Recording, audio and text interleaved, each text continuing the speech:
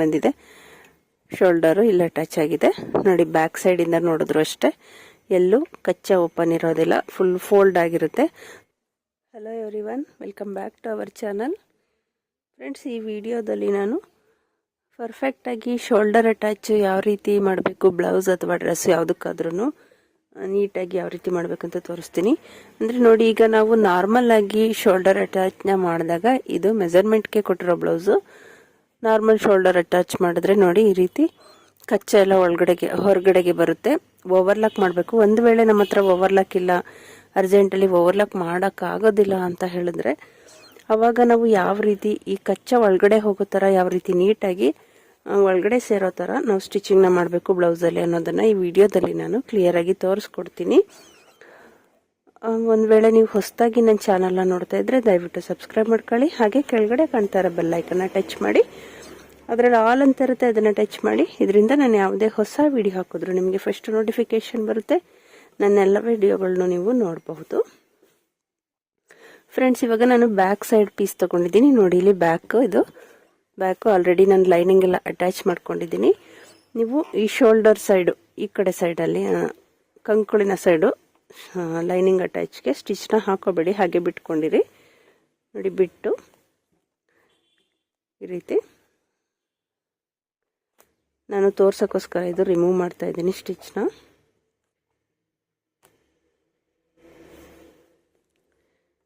Back side ಪೀಸ್ನ ಈ ರೀತಿ open ಮಾಡ್ಕೊಳ್ಳಿ.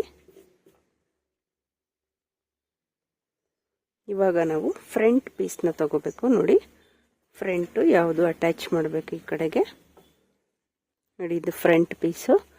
ಉಲ್ಟಾ ಸೈಡು ಅಂದರೆ ಲೈನಿಂಗ್ ಬಂದಿರುತ್ತಲ್ಲ, ಲೈನಿಂಗ್ ಸೈಡು ಇಟ್ಕೋಬೇಕಾಗುತ್ತೆ ಫಸ್ಟು ನೋಡಿ. ಈ ರೀತಿ ಕರೆಕ್ಟಾಗಿ ಇಲ್ಲಿ ಸ್ಟಿಚ್ ಎಲ್ಲಿಗೆ ಬಂದಿದೆ ನಮಗೆ, ಈ ಸ್ಟಿಚ್ ಮಾಡಿದ್ದೀವಲ್ಲ ಇಲ್ಲಿ ಬ್ಯಾಕ್ ಸೈಡು, ಇಲ್ಲ ಈ ಸ್ಟಿಚ್ನ ರಿಮೂವ್ ಮಾಡಿದ್ರು ಆಗುತ್ತೆ. ಆಮೇಲಿಂದ ಬೇಕಿದ್ರೆ ನಾವು ಹಾಕೋಬೋದು. ಸ್ಟಿಚ್ ಮೇಲ್ಗಡೆಯಿಂದ ರಿಮೂವ್ ಮಾಡಿ ಕರೆಕ್ಟಾಗಿ ನಮಗೆ ಇಲ್ಲಿಗೆ ಬರಬೇಕು. ಈ ರೀತಿ ಇಟ್ಕೋಬೇಕು ನೋಡಿ. ಇವಾಗ ಫಸ್ಟ್ ಲೈನಿಂಗಿಂದ ನಾನು ಹೊಲ್ಕೊಂಡು ಬರ್ತೀನಿ.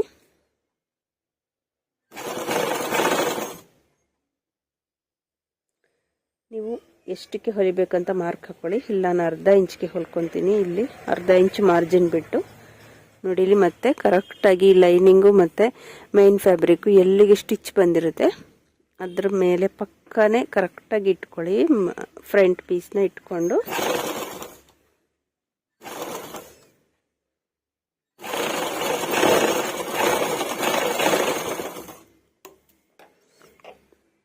ನೋಡಿ ಈ ರೀತಿ ಹೊಲ್ಕೊಂಡಿದ್ದೀನಿ.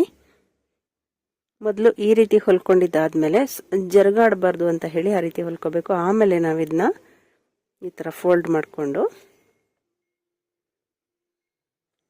ಲೈನಿಂಗ್ನ ಫೋಲ್ಡ್ ಮಾಡಿ ಇಟ್ಕೊಂಡು ಇವಾಗ ಮತ್ತೆ ಹೊಲ್ಕೋಬೇಕು.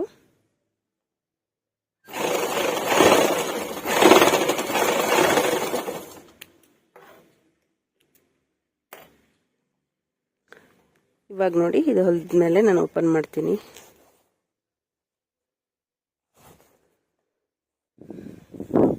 ನೋಡಿ ಇವಾಗ ಎಷ್ಟು ನೀಟಾಗಿ ಫಿನಿಶಿಂಗ್ ಬಂದಿದೆ. ಶೋಲ್ಡರು ಇಲ್ಲಿ ಅಟ್ಯಾಚ್ ಆಗಿದೆ ನೋಡಿ. ಬ್ಯಾಕ್ ಸೈಡಿಂದ ನೋಡಿದ್ರು ಅಷ್ಟೇ ಎಲ್ಲೂ ಕಚ್ಚಾ ಓಪನ್ ಇರೋದಿಲ್ಲ, ಫುಲ್ ಫೋಲ್ಡ್ ಆಗಿರುತ್ತೆ. ತುಂಬ ನೀಟಾಗಿ ಫಿನಿಶಿಂಗ್ ಬರುತ್ತೆ. ಇವಾಗ ಮೇಲ್ಗಡೆ ಒಂದು ಸ್ಟಿಚ್ ಹಾಕೋಬಹುದು ನಾವು. ಈ ವಿಡಿಯೋ ನಿಮಗೆ ಇಷ್ಟ ಆಗಿದೆ ದಯವಿಟ್ಟು ಲೈಕ್ ಮಾಡಿ. ಹಾಗೆ ನಿಮ್ಮ ಫ್ರೆಂಡ್ಸು ಫ್ಯಾಮಿಲಿ ಮೆಂಬರ್ಸ್ಗೂ ವಿಡಿಯೋನ ಆದಷ್ಟು ಶೇರ್ ಮಾಡಿ ಫ್ರೆಂಡ್ಸ್. ಮತ್ತೆ ಇನ್ನೂ ಒಂದು ಯೂಸ್ಫುಲ್ ವಿಡಿಯೋದೊಂದಿಗೆ ಸಿಗೋಣ. Thank you for watching.